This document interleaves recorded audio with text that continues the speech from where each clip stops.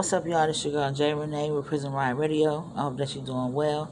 On the phone, I have the brother Khalil Murray. All right, he's an American author. He's going to talk to us about not only what got him into writing, but also a new book that he has out that he definitely wants to get out there. And also, we're going to touch on some of the criminal justice issues that are going on in the Philadelphia and Pennsylvania area. So we're going to jump right in there. What's up, bro? How you doing? I'm good, J. Renee. I'm good. How are you this evening? I'm doing well. Thank you for asking. So we're gonna jump right in there, bro. Okay. Okay. Good. All right. We are gonna recap a little bit. Tell the people a little bit about yourself and where you from. Well, again, my name is Khalil Murray. I'm from Philly. Right now I've been incarcerated 16 years, wrongfully convicted of a crime that I didn't do and that I'm actually innocent of. And in this 16 years, I just been, keeping my foot on the pedal, going into my talents. I turned into an author, starting my own publishing company, clothing line and music and things like that. Okay, so what made you want to make sure you got into entrepreneurship even though you behind the G-Wall? More so because I was thinking about self-sufficiency. I know a lot of dudes, when they come to jail, not saying most of them, but a lot of guys, they come in here and they lean on their people. Whether it's their wife, their mother, grandmother, father, most of the time it's their family members and stuff like that that get a lot of that they lean on when it comes to, how they provide for themselves, how they get their commissary, pay the cable bill, and whatever TV, keyboards, all the stuff that go into being in jail and surviving. And I ain't want to be one of them guys. So I thought that the best thing I could do for myself is start something that will help me, pay my own way and, feed myself, and then I can go in turn do something different by sending money home and helping the people that I love. Okay, I can definitely feel that. That's real honorable. So let's jump into talking about the book. You are a writer. How many books have you written? Yeah. This would be my ninth one. This would be my ninth book. Okay, so this would be my ninth book. You got a new one out. What's the name of that? And give us some insight about it without, spoiling it. Yeah. This one here is called Philadelphia Corruption Uncovered. And so, early on, like, my mindset was mainly on being the best Donald Goines version of this era that I could be. So I did an urban fiction kind of heavy. Then I went into the erotica genre a little bit. Then I was just thinking, like, I wanted to set myself apart from the other authors and local authors from Philly and a lot of the small cities and stuff like that. And I wanted to do something for the men. And so my book I just put out a couple of months ago called If I Was White is about being black in America. And so that was one lane. I said, all right, here you go with that one thing that's going to be different outside of it being an urban novel writer. But with Philadelphia Corruption Uncovered, this one was going to be more so about criminal justice reform and mass incarceration and just a lot of the injustices that's going on in the city. And in Philly alone, it's just Philly got, in the past decade alone, Philly just got like a whole new revision with the DA building. We got a new DA in the building named Larry Cradden, and he uncovered a lot of different stuff that's going on in there. Now in Philly alone, like, when the juvenile lifers came into play, when that bill became retroactive, a lot of dudes started getting resentenced and getting time served and was going home.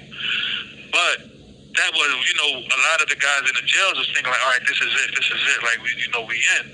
But we had no idea that at that DA building, it was a lot of files that they was keeping under wraps on detectives, and that a lot of those prosecutors in that building was doing a lot of underhanded stuff, working with each other. Right. So when it hit the fan with Larry Krasner, once he got in there, he used to be a civil attorney. So he was aware of a lot of guys filing civil claims against a lot of these detectives, claiming how they was beat up in an interrogation room, was forced into, giving statements, how they were coerced into giving statements as juveniles and stuff like that. But, family members ain't believe them. So you got these old heads right now in the PACOC that been down 40 years, 50 years with these kind of claims. But their family members didn't believe them. Lawyers didn't believe them. So judges didn't believe them. Larry Krasner get in there, right? And he going through one of his file cabinets, and he finds a do not call list with all of these detectives' names on there that the prior DA administration was aware of. We ain't calling these guys because these guys is known for tainting evidence. This guy is known for planting evidence. They just arrested a detective, former detective, gave him a bunch of time. He was raping witnesses to homicides and stuff. Like when, you know, these homicide detectives, they come through, they question, what did you see? What do you know about this incident? What do you know about this? This dude was raping these women. That's unbelievable. And these women was keeping silent. Because he was threatening their lives, threatening their children. They freed like, him. Now they got him in the papers. But and so on this do not call list in particular, on this do not call list, the list of detectives, I'm talking about over 2 dozen. Over 2 dozen. But the whole time, a lot of these old heads have been in these jails, claimed a lot of these detectives were the guys who was putting their hands on them in them interrogation rooms and lying on them and fabricating evidence and all of that kind of stuff. And the DA administration before them, Seth Williams, was aware of this list, but he never honored exposing this list to a lot of these dudes in the prison so then these dudes can get back in their courts. To the new DA. So when I was hearing a lot of these stories, I said, this has got to be the book that I write.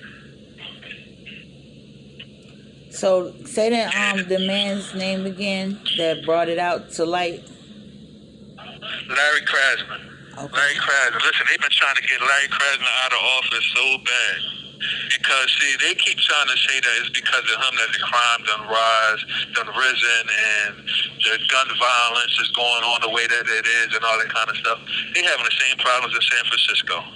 They're having the same problems with gun violence and the gun epidemic and all of this kind of the issues with the young boys and a lot of that stuff going on in a lot of the small cities. It ain't got nothing to do with because they saying because he exposed these detectives and he's honoring the position of saying, you know what, you got done wrong back in the day when you went to trial back in the late 70s or early 80s or whatever, and they did this, they withheld this kind of, they was withholding evidence. In particular, go one right here, for just one. These guys got locked up. One of the females wrote the DA office and told the detective, listen, told the head prosecutor, you have 1 minute left, of that case that she wants to recant her statement because she wants to be honest. Her conscience is bothering her and she wants to tell the truth. He kept it to herself. Wow. For 20-something years, they never turned over this evidence. The guy hit his homicide files with a new attorney. And so now what the DAs and I'm doing now is they're saying, all right, you got some stuff going on in your case, go ahead, you can get access to your files. And these guys, not just these guys, they find the stuff in these cases where they was withholding all of this evidence. And finding out alternative suspects. It was somebody else. It was somebody else who fit the description better than that person. Right. Or, you know, the detective, this witness said that person really didn't do it. And so God is getting this evidence, and then this is what's getting them back in court. And so the Philadelphia Police Department, the president, the union, they mad at the DA saying he letting criminals back home. All right, we got you back, bro. You know, I know there's a corruption all over the place, but I definitely wasn't aware of so much going on in Philadelphia. So it's really good that you put it all in one place. So what made you and motivated you to put it into writing to where everybody could get access to it? More so because of a lot of the guys that I've been around, some of the guys that I'm with a lot, they got similar situations where most of them got life sentences. Most of them got on this like let me say this. When that do not call list hit the jails, guys was going crazy because it was like validation. You know what I'm saying? It was like validation because now guys had the actual evidence from the DA's office who used to combat this claim.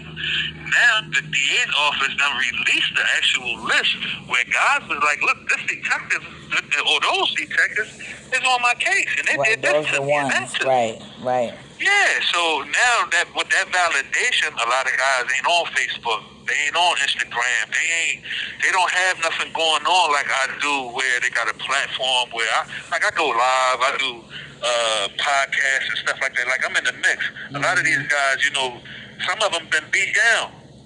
They got 20 years, 27 years in. A man got 30 years in. You know what I'm saying? And so, like, with them, they family ain't really in SCI, Phoenix State Correctional Institution. This call is subject to recording and monitoring. Most of their closest people who they loved and would have stood up for them is dead now. So they don't really, like, with a lot of these guys, they ain't had stuff. So for me, it was like, you know what? I got y'all. Especially when the DA, before this DA who I'm talking about, Larry Krasner, got in the office, the DA before him, Steph Williams, got indicted and went to the feds. Ain't that some for shit? For embezzling What money they say, scratch and a lie, fraudulent find stuff. a thief. Scratch a lie, find a thief. Scratch a lie, find a thief. You ever heard that before? Yeah. I'm up on it. It's just so like part of it was like, you know what? How they try to treat, not, and I ain't gonna just say people of color, how they try to treat like the common people when they get in them elected offices and them elected officials and stuff like that. Like in Philly, our mayor in the early 2000s, the feds bugged his office, had wires in there. A couple of our senators and stuff that got locked up. You know how they be embezzling that money when they be wherever they might be. They get to touching their money, and it's just human. We human. But my thing about it was that, like, how y'all act with each other and how y'all act with us when we in the streets or in the cities and we get in some kind of trouble, it's like the judgment and the view of how they look down on us is different when it's compared to them and how they get into trouble. And so I just really wanted to, like, level the playing field, and then I wanted to highlight. So I did a lot of research and homework on all of the DAs, all of the detectives, all of the police officers, the mayors, and all of them, and I started putting it in this book because I wanted to show. Right. Yeah, this is what y'all don't talk about. But let Tom or my cousin or your uncle or somebody get in some kind of trouble, front page news. You know, when the Philadelphia, they talk about it and as though like, yeah, look at them. But when this review board, SCI, Phoenix State Correctional Institution. This call is subject to recording and monitoring. This review committee, they wanted to this thing where they collected all of this data on all of the Philadelphia police officers, right? About in 2019, 2018. And these cops was on their social media pages talking crazy. I'm talking about, and they lieutenants, sergeants, captains. One of them in particular, I think his name was like, I ain't gonna even try to say his name, but I got it written down, where he was talking about these black women and calling them animal sisters. They fired him. I can say that they fired him. A couple of other ones, when they was talking about how they wish they could shoot and kill whenever they do the stop and frisk and pull people over, and this is like talking crazy. And right now, and what they doing in Philly, they probably doing this in a lot of other places. They'll fire them in the beginning, but then because of their unions, they get their jobs back and they just relocate them. But they'll keep that under the radar. You know what I'm saying? So you will think, oh yeah, they doing something about it. Okay, they doing something about it, but behind closed doors, they don't let us know that they going into litigation and they unions, because they got some powerful unions. Like this union in Philly right now, they got a powerful union, and they be working hard to get those guys their jobs back. It's so much so that I just read a paper back in June. They're giving them back pay for the years that they was off of work for these kind of issues. So the book Philadelphia Corruption Uncovered, I'm proud of this one over all of my other books because I felt like I hit home with exposing what I know that, not so much that they wouldn't want to be out there, but for the guys that I included in this book and their stories, but also for a lot of the stuff that they try to sweep under the rug. Every time I got a paper and I seen these different kind of stories in there, I wrote that stuff down and typed it up and put it in the book so it'll never be forgotten. Yeah, that's exactly what you were supposed to do, bro. Yeah, that's peace right there. So where can people find it? It's on Amazon. It's on Amazon, and what's funny is we just try to send some in. Like I got five guys stories in this book. Jay Renee, this joint, I'm gonna make this a series.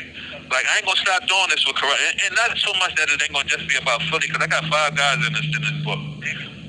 But what I'm going to do is I want to make it a series, because I know there's a lot of stories that's been untold. A lot of guys don't have the help with putting their story out there, or they might not have a way of articulating their stories. So I got a questionnaire in the back of the book.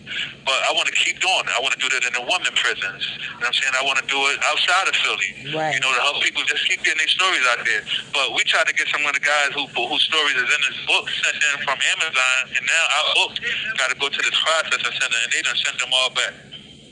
They wouldn't let them get through. For some reason, now they're saying you can't have a book, you can't have books coming from Amazon right now. There's some garbage. Wow, but yeah, they're available on Amazon.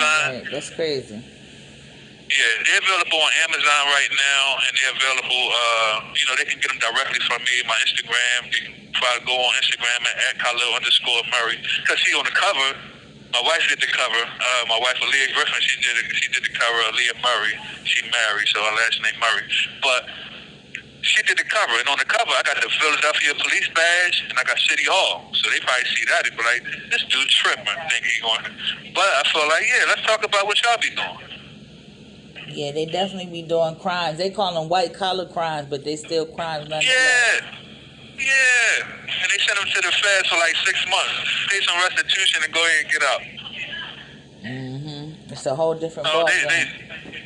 Yeah, we be learning late. It's so much that we be learning late, and it's unfortunate. But we like not so much about just being woke, but like being informed and like being proactive about educating ourselves. You know what I'm saying? And I think that a lot of grandmas, like, listen, there's some old heads in here. There's some old heads in here who got so much time in, and if they just had some kind of like dedicated maybe granddaughters, daughters, grandsons, and I say the women first, because the women is, to be honest with you, the women like you, my wife, and a lot of the other stand-up women around the country and stuff like that, it's y'all that the men be leaning on. Y'all the energy, y'all the engines. For real, we're gonna be honest. The men come to jail, the men ain't looking back. Listen, a lot of juvenile life is sad to say, a lot of the juvenile life is at one home. You don't see them in them. Listen, when they be going at the DA right now, who's really leveling the playing field and making it decent for us, a lot of the guys that got let go and went home, they not standing up for him. They not at Harry when the Philadelphia Police Union, when they going at him, listen, he got other district attorneys from other counties and surrounding counties around Philly. They tried impeaching him. These guys supposed to show up at these places and use their voices like, no, this dude made it home because of this. Why y'all ain't arresting them detectives that did this to me? I did 20-something years in jail because of that detective doing that to me. My mother died. My grandmother died. My father died because of that detective being corrupt. Why you ain't locking them up? They ain't talking like that. You know what I'm saying? So a lot of these old heads that don't have daughters and women who can kind of like care and with some kind of compassion, they sitting in these joints with no voices and no real help. And when we be talking about criminal justice reform and mass incarceration and stuff like that, it's supposed to be like the shout's supposed to be loud. You see, now, not to flip the question or ask you, but you see that joint that they just had on, was it A&E? The documentary that Jay executive produced about the prison down there, was that St. Louis? No, I haven't seen that yet. Oh, crazy. You got to see this documentary. This you said it's on when A&E? They was inside, I believe it's A&E. Listen, when they was inside that jail, they had blocked that the guards wasn't going to ever during the pandemic. They let Jay and his team, forgot the name of the production company, but they let them go in there and film to show how they was doing it. But those kind of wake up calls and that exposure be needed in these prisons. Agreed. All around the country, because it's our people that's in these joints. Yep. You know what I'm saying? It's our people that's in these joints. And nobody's coming to save us. You're going to have to do it. Because if they was going to do it right, they would be. Yeah, they not. I mean, and it seems like sometimes when they do talk about it, it's to get a vote. It's to get my mother's vote, or it's to get my aunt's vote. So when they trying to get some votes together and all that kind of stuff, they telling our people anything to get there. But when they get there, we ain't really holding their feet to the fire about. Like for example, here I'm at FCI Phoenix in PA. The pandemic over. Our people still got to schedule visits to get visits. It ain't no more pulling up now. And they cut the hours down. They cut the hours down to 3 hours, and they still got to go online to schedule visits. The pandemic over. They still feeding us on the block. We don't get to go down to the child hall to eat, to stretch our legs, to walk. They bring the trays to the block. The food be cold because they got to put it in these big containers and walk it. By the time they let us out to eat, the trays be cold. Right. And then you got a certain amount of minutes to eat before they tell you to lock in your cell and all of that kind of stuff. And depending on the guard's mood, you might not get the amount of minutes that you should get to be able to enjoy your meal. But the pandemic over, what's the excuse for it? Is that some of the issues you talk about on your podcast? You have 1 minute left. Hey, I be cooking them. I be cooking them on my podcast. And if I was white, I go into that. When it come about talk about mass incarceration, I go into that. Listen, you'll be proud. I try to live. I think if it wasn't about my imagination and writing that I be writing when it comes into like in the movie writing and stuff like that. Going this way, I can articulate myself and I can stand up. Like you give me the bullhorn, I know how to get them. All right, we only got about 30 seconds, bro. You got something short you want to say? I appreciate you, Jay Renee. Right, Prison Riot Radio, I appreciate you. You are appreciated. Keep up the good work. Thank you. And don't forget, if you hear anybody, if they stories, anything, I'm a writer. They can get their stories to me. I'll put it in the next book. Just like that. All right, take care.